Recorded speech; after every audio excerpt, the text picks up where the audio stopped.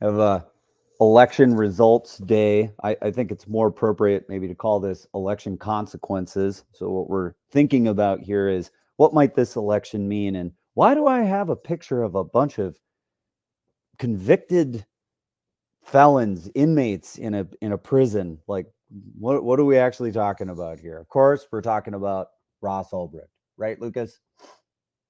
Yes, free Ross. What a day of consequence with in that regard. I hope to God that the first election promise that Trump keeps is to free Ross Ulbricht, and maybe he will also free other prisoners who've been convicted of nonviolent drug offenses. I think maybe we're turning the page and beginning to um, understand the world in a different way in that regard. Yeah, this is Ross here on the left-hand side. I think this is probably well known what happened here, but I think it's worth recapping at least a little bit of it, because it may be that not everyone's as up to speed on what was happening, or when this all took place. So let's fire up the Wayback Machine here and talk about the Silk Road for a second.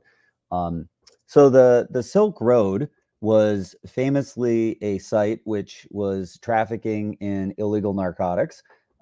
It was facilitating these things, but it wasn't necessarily doing it themselves. And so this got into a lot of discussion about whether this was a platform, whether Ross was responsible for it. There were things that were happening around this time. This was right when Bitcoin was first starting to be popularized around 2013, and it was when the Winklevoss twins had first started buying Bitcoin, and the Silk Road was like this black mark on Bitcoin. And so when this went down, some said it was really good that it had gone down. Many lamented the fact that this had gone down.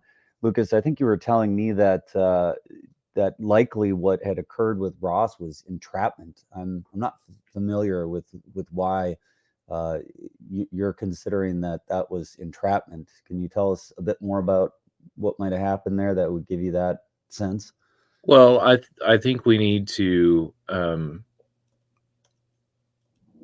we have a great problem in our country today and for many years that has to deal with the ability with secret police and the FBI um, had a secret policeman who was communicating with Ross as a buyer, a purchaser on the Silk Road, and um, entrapped him. Set up a situation, and I can't remember the details. It occurred so long ago, but basically set up a situation and in which somebody bought drugs, paid for drugs. I don't know. I don't remember all the details, but set him up so that and then tried to elicit um, comments or instructions to have someone killed. And that was the basis of the case against Ross Ulbricht. Um, I forget what the actual verdict and the charges were in the actual case, but that was how they set up Ross Ulbricht to be an absolute demon instead of some libertarian, diehard libertarian who was talking about the freedom to purchase drugs or to do whatever we want. I had a chance to check out the book by Ben Mezrich recently, Bitcoin Billionaires. This book actually talks quite a bit about what was happening around that time. If you haven't had a chance to read it, I highly recommend it. It's a well-researched book. This is the same guy that has written several different books in the same vein. I'd almost consider this to be a sequel to The Social Network. So if you saw the movie, if you read the first book, The Accidental Billionaires, this is kind of like the unofficial sequel, because it picks up right where it left off, and it talks about what was going on at the time with Roger Ver, and what was going on with Charlie Shrem and BitInstant, and also recounts the capture of Ross Ulbricht when he was caught in a library, after they actually picked him up And so it sort of gives the backdrop for what was happening at the time. Highly recommend it. Anyway, the reason we're talking about this stuff is because Ross Ulbricht has been someone that people in the crypto community has said has been unjustly persecuted at the level that he has. I mean, he's serving what, 3 consecutive life terms or something like that. And this, as Trump got into more discussions with the Bitcoin community, this was one of the things that was brought up, and a campaign promise has been made that Ross Ulbricht would be freed on day one, I think. Do I remember that right? Do you recall hearing that specific? Absolutely. Do you remember whenever he made that promise? I don't remember the specific day, but I know it was during this cycle at least. Yeah. It was for the Libertarian Convention, and I'll try to find the post, but one of the Libertarian Party head honchos recounts the story just a couple of days ago in a thread on X, and she says that Trump asked her what would galvanize and bring Republicans to his side, and she said the number one thing was free Ross Ulbricht. And she said Trump immediately latched on and said, I'll do it. Of course I will. And he was not aware of the details of the story. She relayed the details of the story to him, and he said, I will free Ross Ulbricht. So the libertarians got something done. So well, they didn't get anybody elected in this cycle, but yeah, it looks like they're getting something done. Well, they got a lot of their their favorite policies.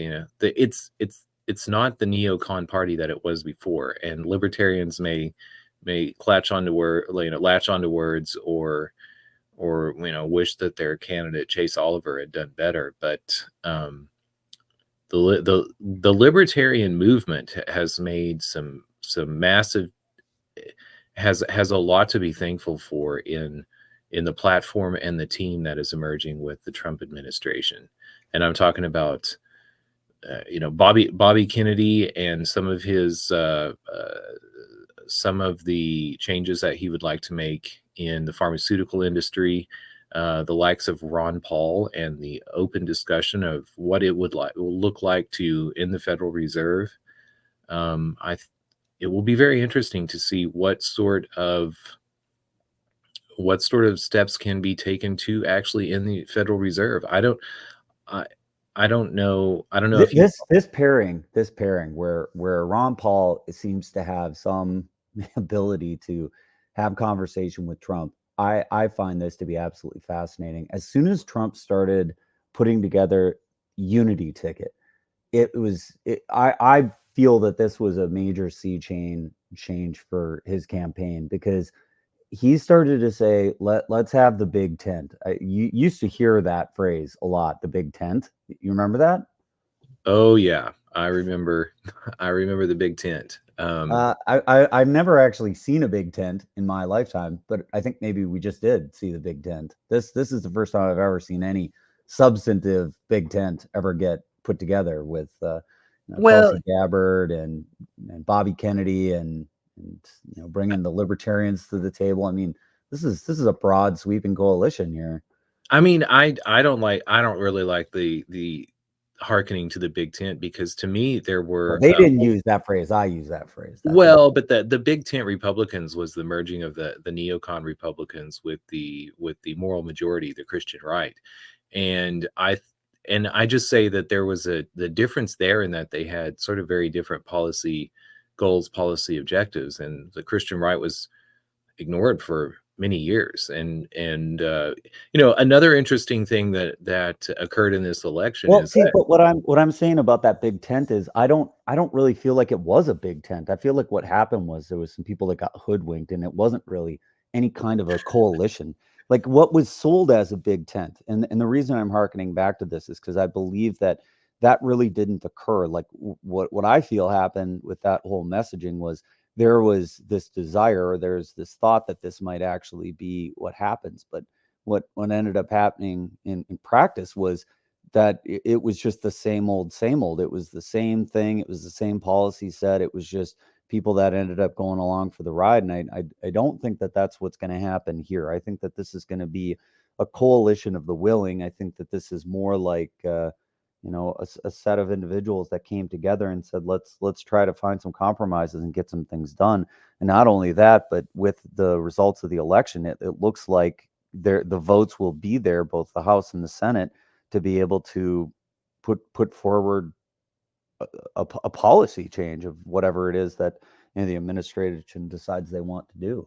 And I do agree with you in that regard. I think the previous big tent was the same old railroad tycoons and financial barons who were taking advantage of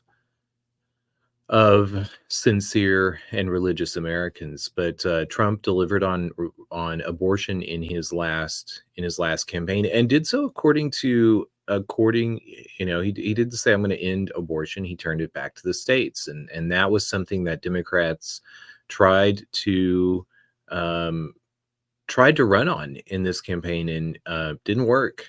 I wonder how much in the future we're going to hear about the abortion narrative, if they're going to abandon it and look to woo voters back, and how they're going to change in response to this. But I do think 100% right.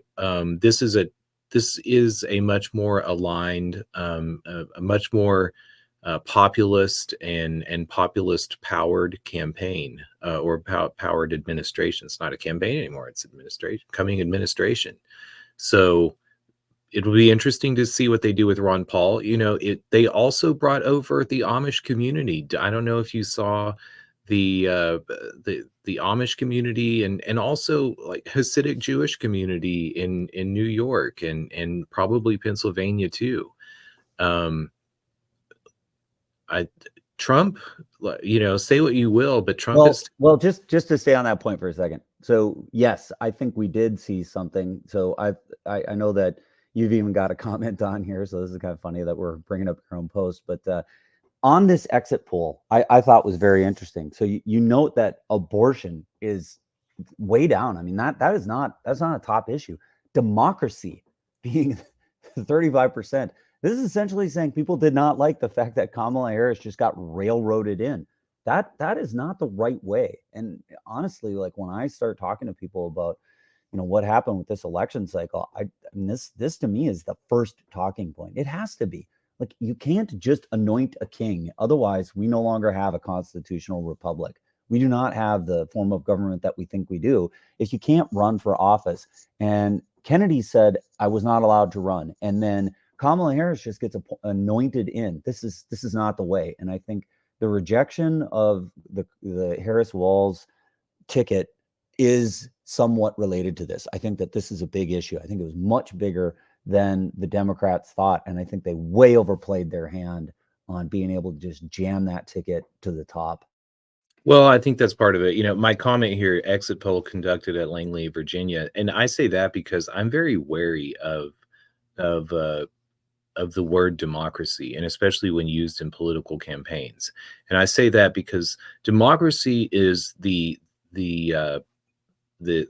word that we hinge the basis of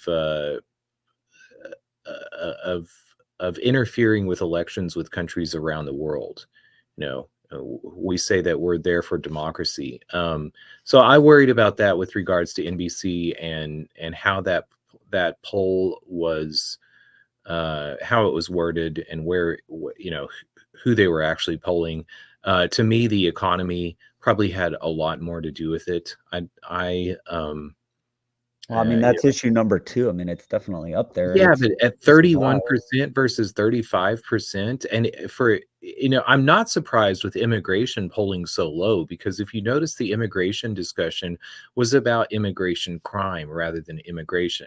And it's interesting to see that Overton window. You saw this with healthcare. Obamacare was passed, or Affordable Care Act under Barack Obama, President Obama, and Republicans were against it until they got into office. And then it wasn't that they were going to get rid of Obamacare, they were going to fix it. And I think we see the same thing with immigration. And that the immigration topics in this campaign were about immigration crime and not so much about immigration was not lost on me. And I think if you turn and you look to the constituencies that were voting Republican and sort of like demographic shifts in Hispanic voters and other minority class voters, I think we saw that there. So there's a whole lot of hand wringing about massive deportations that are coming, and I think what we are in reality going to see.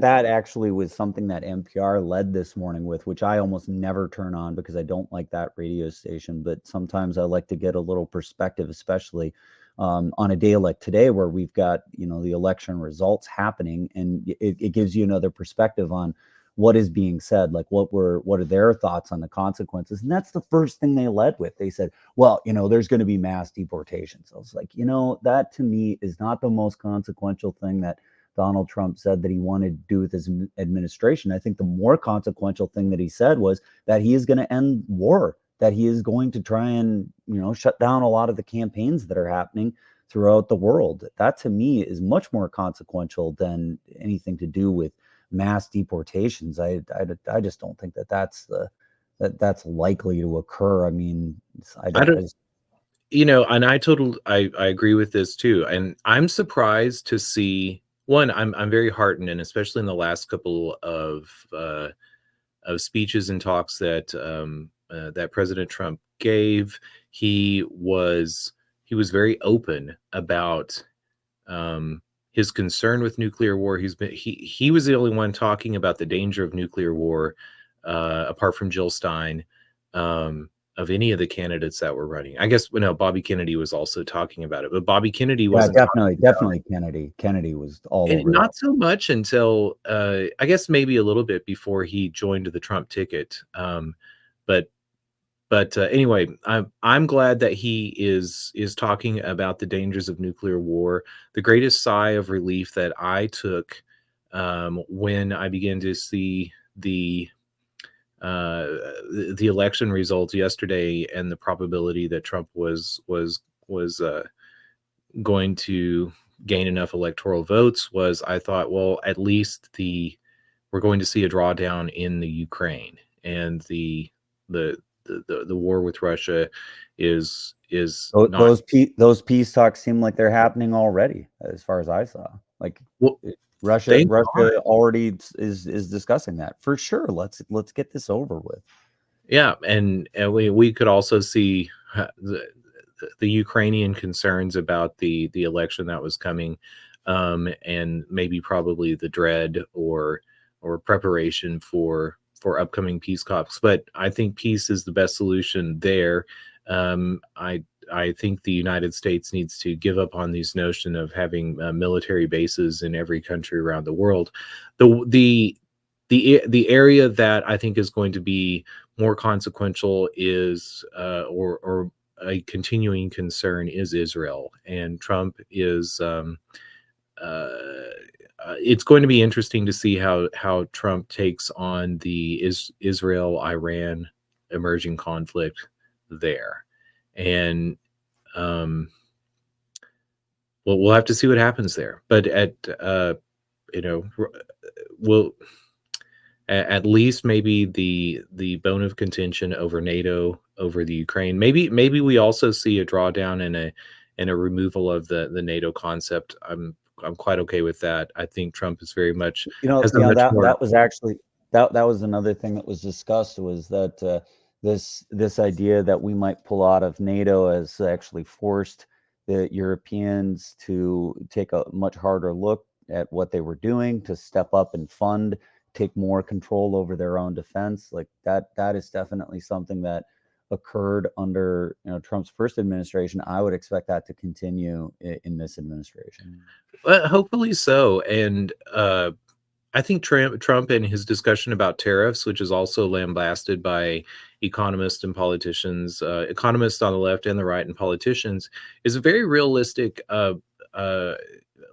Is a much more honest political discussion about getting other nations to help pay or to pay more for for engagement in American commerce. And I think that in a world where there is no NATO and there is peace in Europe, Europe is going to be buying their gas from Russia. But we talk about drilling and bringing down energy costs here in the United States.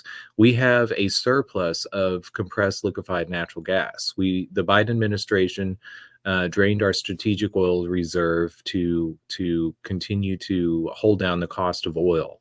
I've also seen that the production costs of oil in the Permian Basin are somewhere around $35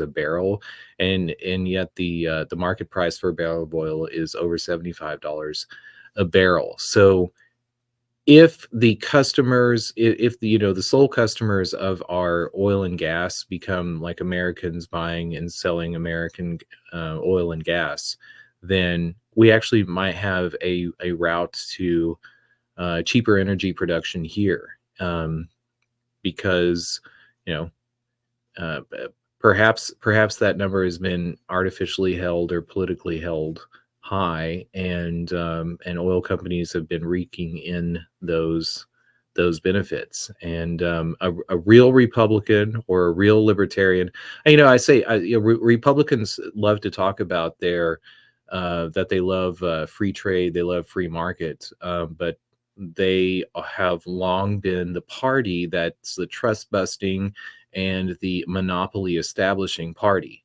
And that was true with railroads, and that has certainly been true with energy companies. So maybe as we have a more populist ilk of the Republican Party entering into the administration, they will remove the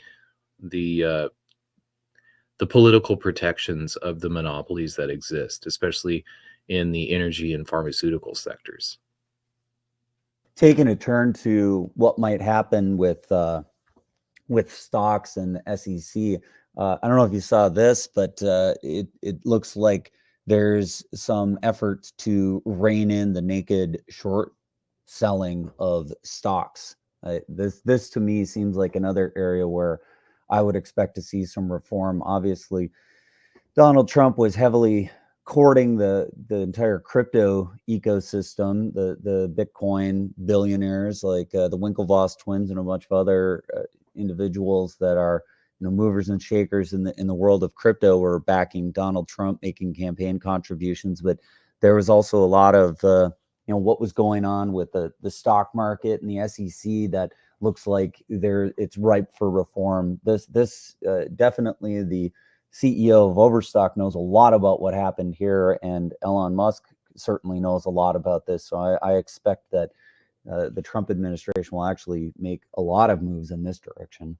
Have you followed much of Patrick Byrne's claims with the $20 million bribe that he was handed to carry over to politicians in New York? Tell me more about that. I'm not familiar with this at all. Well, Patrick Byrne is from Utah, and has it. And we covered the Tina Peters case, and Patrick Byrne was implicated and in discussion with I don't know, I don't know if Tina Peters or how he was involved, but he was very concerned with rigged elections and voting issues, apart from, and his narrative is this all comes from being asked to carry a $20 million bribe to some Democratic politicians in New York City. I don't know where it came from, but given if he's talking about issues with naked shorting, you can imagine that it possibly had to do with companies in stock settlement, or with the stock settlement issue, and companies maybe bribing politicians in New York City to look the other way. So I did not realize that this was on his table. I'm much more familiar with him in regards to his concerns about voting, and also his claims with regards to bribes that he was given to to carry over to Democratic politicians, and it may have been international. I'm not sure, but I do remember a claim was $20 million, and et cetera, et cetera. But maybe we will see a a Donald Trump begin to tackle this issue of the settlement window in stocks, because my long memory of Donald Trump is that he was a man from Queens, New York, who was involved in real estate and was complaining also about the crooked political deals that seemed to hover around Wall Street in New York City, and that was his claim since the 90s. So maybe he is going to make a more concerted effort to try to drain that swamp in this upcoming administration. So this X Market News actually has had a couple of things that were kind of interesting. That this other, the famous mayonnaise eater Ken Griffith, who has been implicated and thought to be a part of the whole GameStop saga, looks like he's got some shenanigans going on with Nvidia. Nvidia has been called the next Enron by some, so we'll have to see how this shakes out. But it's all kind of swirling in the same way. I really do expect to see some stuff happen here as a result of election consequences.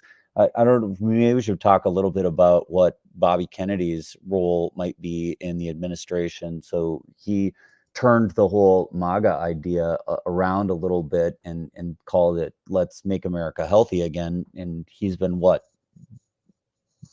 thought about for the the National Health. What was his post that he's going to be? I don't know. Maybe Secretary of the Interior. I don't know if he'll be looking at a cabinet level position. I was hoping to see Bobby Kennedy as the Attorney General. That would be my ideal position for Bobby Kennedy, because I think he could wield a lot of power and also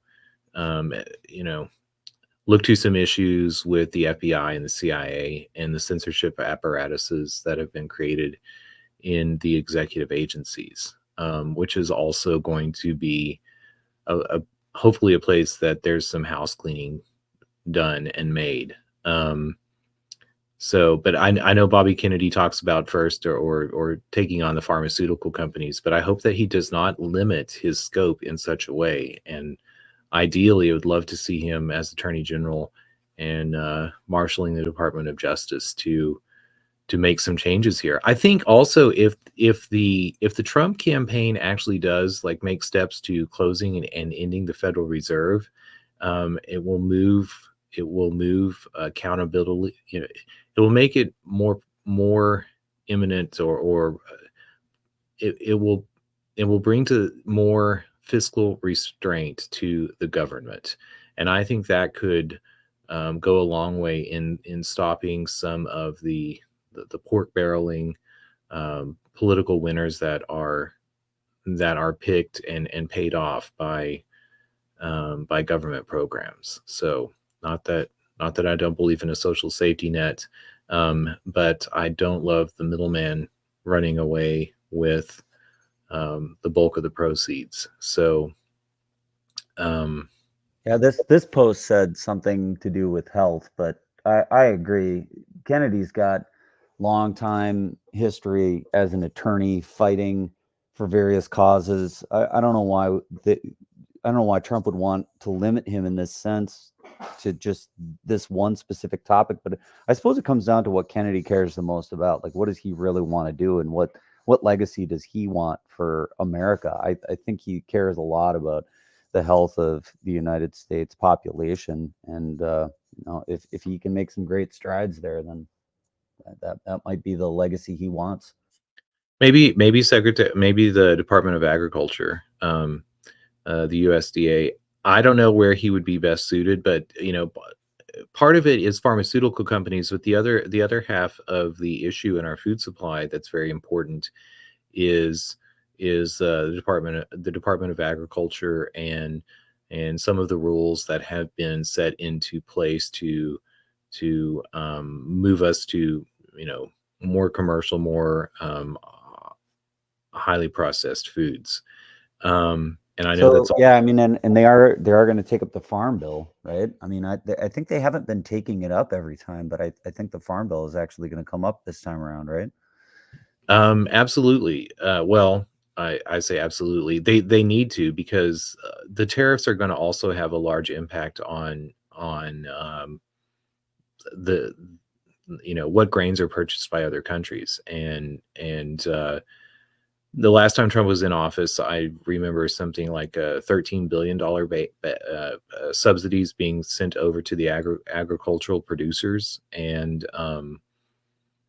that having to do with the tariffs that we were placing on other countries, and negative impacts that were felt in the sale of grains. And this is part of the problem that we have in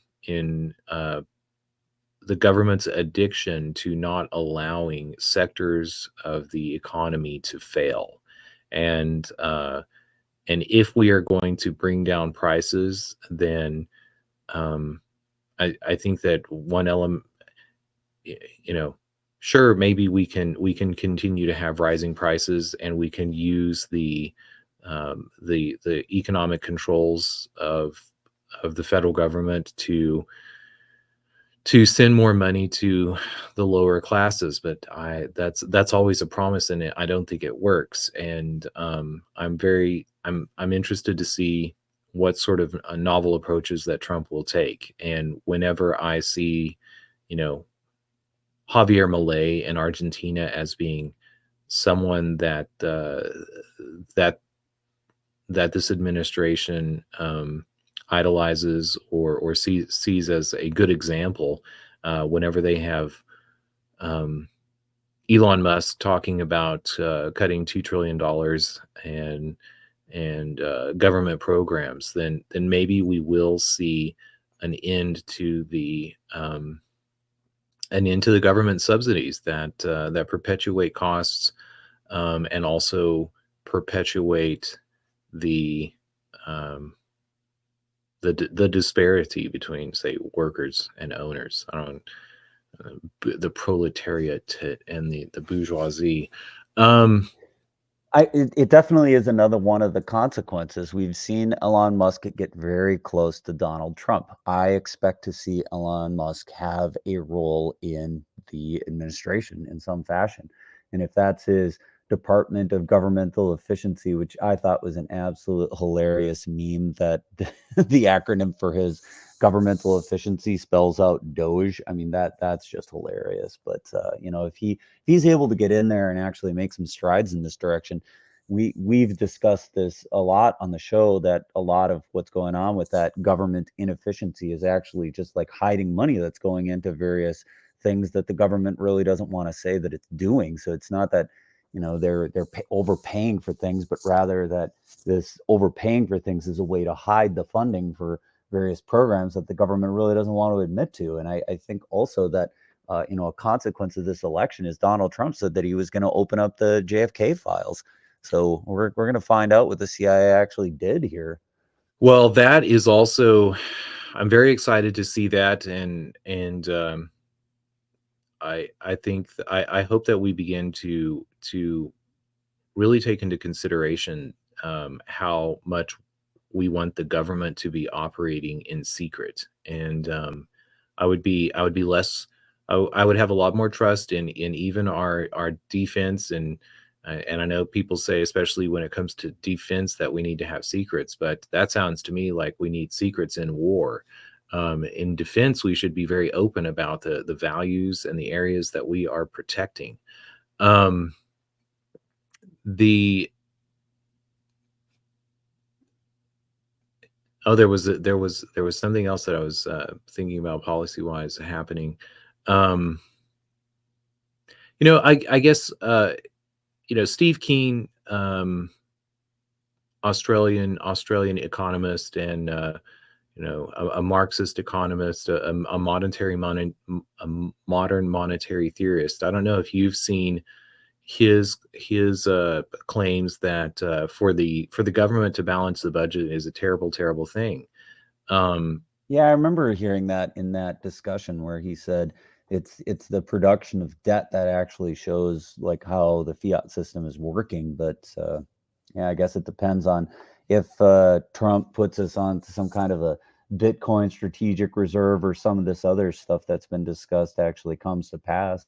Well, and I think the modern monetary theorists are right for us to be thinking or moving over understanding of double entry accounting also into the monetary systems. But where I think they go wrong is what we need for that system to work is to have private monies, and not just one private money, but private monies. And so I hope that we get away from the notion of Bitcoin as a strategic reserve, and we think about a multiplicity of cryptos that are allowed to be used and to operate, and to be held and to be used.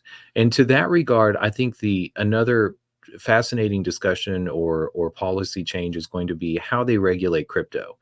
And there's been this pull back and forth between, oh, let's have the commodity futures exchange, or the CFTC regulate crypto instead of the SEC, or give crypto companies the ability to pick that regulator. But whenever the federal government is establishing and setting those regulations, they're also setting the precedent that they are on the hook.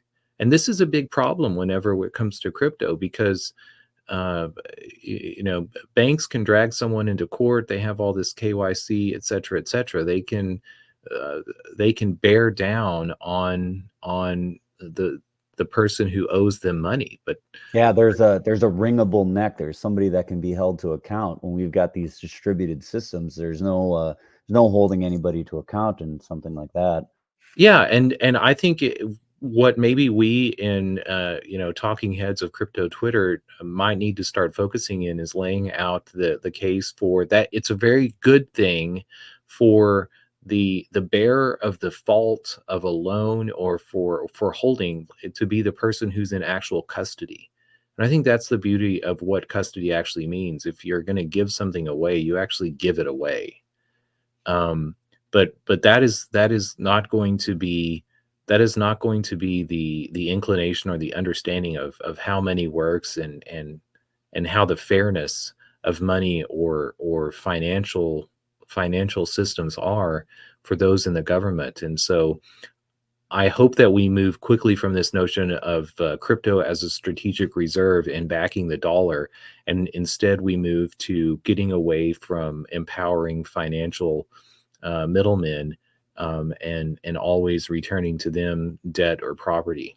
Um, I think one thing that is absolutely going to be a consequence of this election is Gary Gensler is not going to be the chairman of the SEC. That is almost a guarantee, right? Or do you have any other sense of that? I would imagine so, but I don't want to see I don't want to see a change in the leadership of the SEC. I think the SEC needs to be converted into an advisory board. Well, I mean, Return. that's already somewhat happened with the overturning of what's it called? Oh man, I just blanked on the name. The Chevron Uh, doctrine. well, not really. The Chevron doctrine just removes from them the ability to adjudicate their decisions or their rules in house. But And it radically changes the way that the office was operating, because one of the criticisms that was leveled at Gary Gensler was that he got to make the policy. That he was saying, we have a policy, come in, play the game right, and you won't have a problem. But crypto, famously said, we don't know what the rules are. You won't let us come in. It's not actually possible. And with Chevron, it's basically saying that they don't even get to make those rules. That those rules have to be made by Congress. They have to be made by strong policy that's actually passed by legislation. well, they are still going to exercise a great deal of power in just them sending their Wells notices have a very chilling effect. And if they are still given the sword of Damocles to end or control um, any business that's engaging in crypto, uh, or engaging in financialization, we didn't the SEC and the CFTC are not are institutions that come after FDR's New Deal. We don't need them. And they are children of the monopoly of the Federal Reserve. And they were in the political narrative is that they're out there to protect investors, but in reality, what they are doing is protecting investment banks. And so, if we are going to allow institutions to fail and the markets to work naturally, then we have to start having a conversation of if we're going to have agencies like the SEC and the CFTC, then they need to be a bulletin board that says, uh, you know, this company has achieved this level of disclosure. When we go to buildings and we look at buildings that have been created, it's not like the lead certification board gets to turn its thumb down and say you can't build that building. No, instead they get to put a seal on appliances or building that says this building or this appliance is X energy efficient. And I think that we need to get away from the notion of the federal government being able to stop business sectors, to stop private enterprise, to stop private contract, and instead, if it's to exist, to be saying we did this amount of research, this is what we found, and I think this holds true also for the FDA, the Federal Drug Administration. Instead of the FDA saying cannabis bad, cocaine bad. Let's throw all these people into jail. Let's throw Ross Ulbricht into jail. And all of these drugs good because these drugs are made by corporations that pay us off, and that our board members go and run these pharmaceutical companies, uh, opiates or vaccines or whatever it may be. That's a real problem. And if we remove from the likes of the SEC, the FDA, all these government institutions, this great power, they can still exist. They can still educate the public, but we need to turn the decision as to what citizens of America want to engage in back to the citizens of America. I thought that was the greatest and clearest message that came from the election. Speaking of more consequences, another one that caught my eye that I think is likely to play out is Trump committed to ending the Department of Education. This is likely to have some very strong changes in America. Famously, I think the Department of Education has been criticized for not really getting much done and having quite a large budget. What's your sense of his ending the Department of Education? This would probably fall under what Elon Musk is planning to do with his D.O.G.E, his Department of Governmental Efficiency, if probably thinning this down or completely eliminating it. So when I look at the Department of Education and especially what it means at the federal level, I see it as part of a social safety net, and one that we don't, talking about education is one thing, but then having a department that engages in the social safety net, I don't think it's very well suited, and also makes a corrosive and destructive education system whenever the federal government is holding a carrot that's not about educating the students, but about taking care of them. It needs to do so by direct transfer payments to the parents of those children. And Well, essentially, what he's saying is he wants to return it to the states. So, in some ways, I think really what a lot of the campaign promises that Donald Trump has is this idea that he wants to make the federal government smaller and wants to return a lot of the things that had started to be centralized back to the states and have the states do this for themselves. And but that me means that means I think a lot of the homogeny of the United States might actually start to significantly change. You're going to see states having pretty different policies, and you're already seeing that, honestly.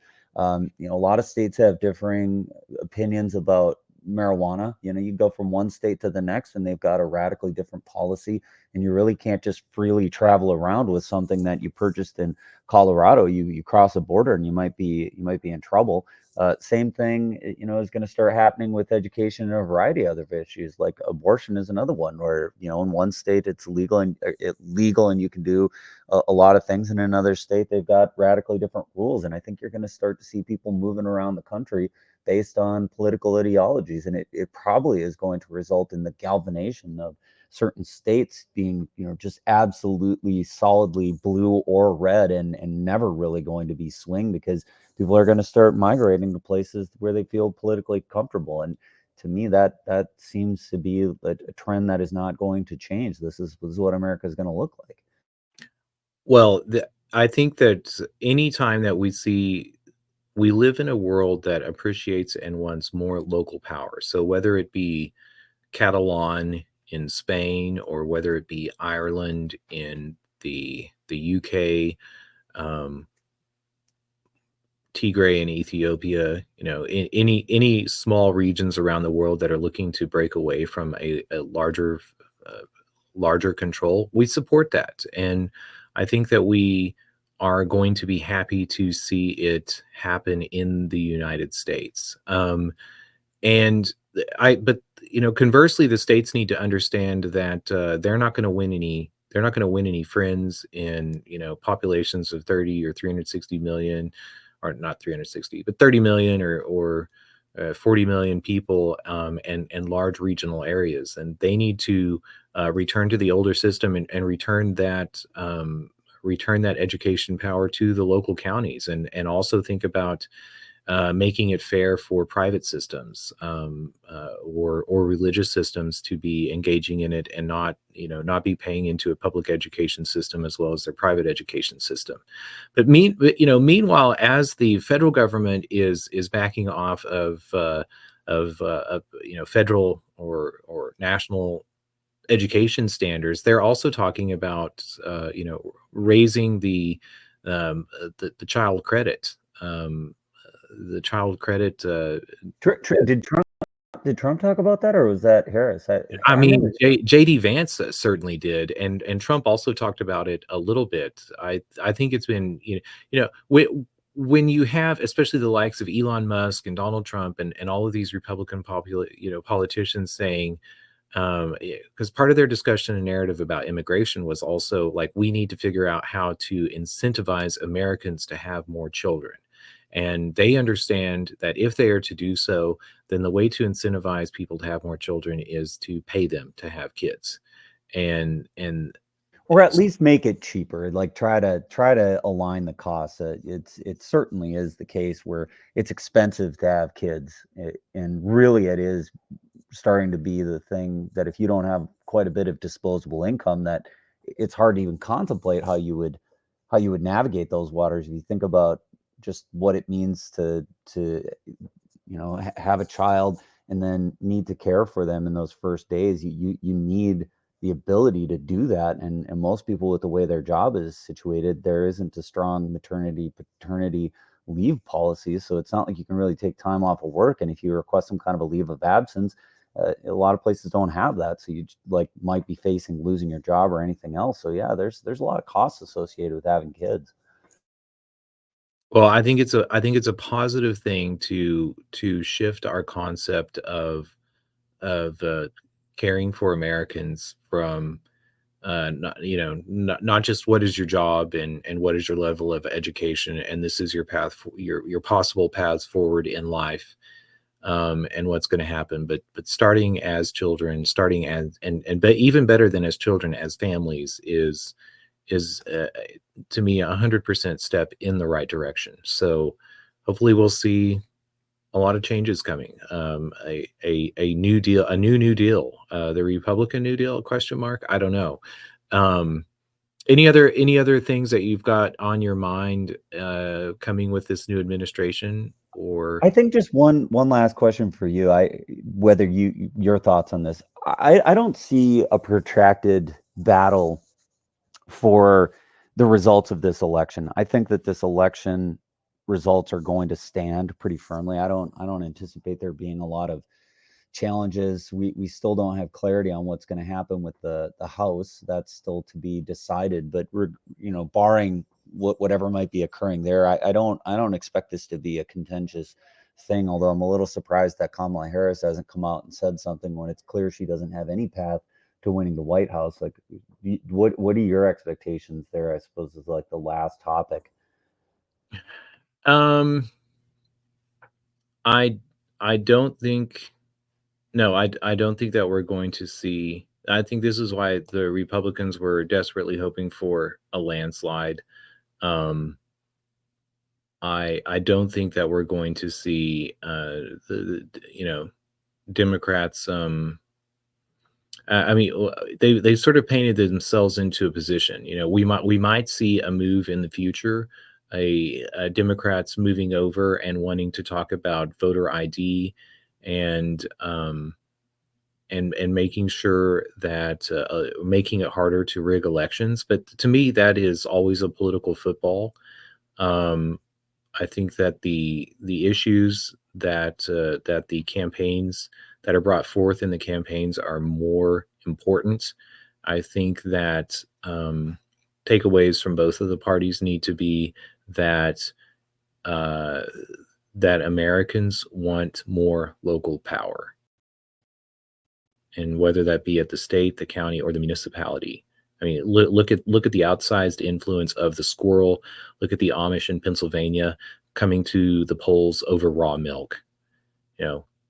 Americans are tired of even government intervening on behalf of our health. I look at the conversation about vaccines and health in that regard, and so government is going to, if they want to intervene on the side of health or whatever, it's going to have to be at a more local level, because it's not going to happen. It's not going to happen as a decision over 360 million people. That's to me the lesson of this election. Well, I'll be on the lookout for what Kamala Harris says today. Apparently, she's going to address the nation and her supporters, so we'll be watching for that. And yeah, I would agree. I don't think that this one's going to be hotly contested. I think that there was a significant mandate that's been demonstrated by the voters of America. They have overwhelmingly elected Donald Trump with a lot of votes. I think this is the first time the Republicans won the popular vote since George W. Bush.